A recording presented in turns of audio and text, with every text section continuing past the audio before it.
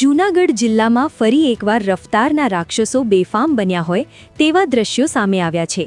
કેશોદના સોંદરડા GIDC નજીક એક પૂરપાટ ઝડપે આવતી કારે અચાનક કાબુ ગુમાવતા તે સીધી રોડ સાઇડની દુકાનમાં ધડાકાભેર ઘૂસી ગઈ હતી। આ અકસ્માતના સીસીટીવી ફૂટેજ સામે આવતા લોકોમાં ફફડાટ વ્યાપી ગયો છે।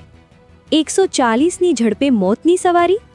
અકસ્માત એટલો ભયાનક હતો કે કાર અથડાયા બાદ જ્યારે તેનું નિરીક્ષણ કરવામાં આવ્યું ત્યારે સ્પીડોમીટર 140 કિલોમીટર પ્રતિ કલાકની ઝડપ પર અટકેલું જોવા મળ્યું હતું।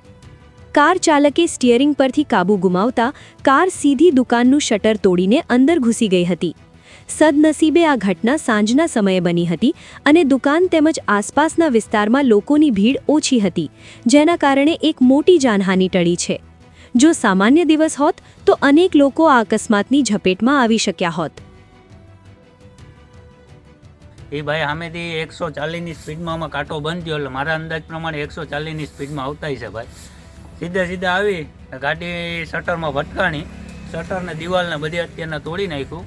ભગવાનની દયાથી એને ભાઈને કંઈ નુકસાન થયું નથી કે ભાઈને આટલી ઈજા નથી થઈ કે અમારે અહીં કોઈને ઈજા નથી થઈ।